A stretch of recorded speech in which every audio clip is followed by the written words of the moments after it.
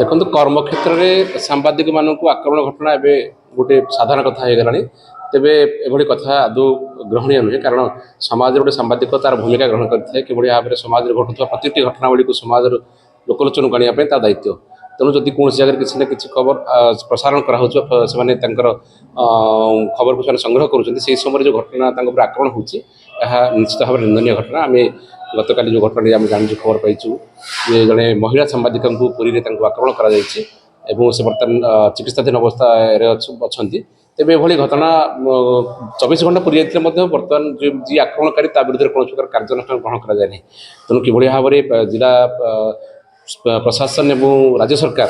तार दायित्व ने आक्रमणकारी कठोर कार्यानुष्ठान ग्रहण करेंगे से दिगर पदक्षेप निश्चित भाव में सांबादिका जी अच्छे सी न्याय पाइपर और सांबादिक मान प्रति जो आक्रमण होती बाबद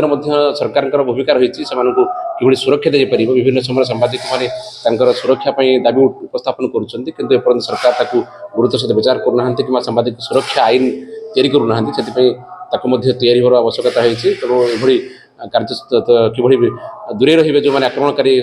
सांबादिक प्रति आक्रमण भूल कि सुधारी पारे से दिगर पदक्षेप समय।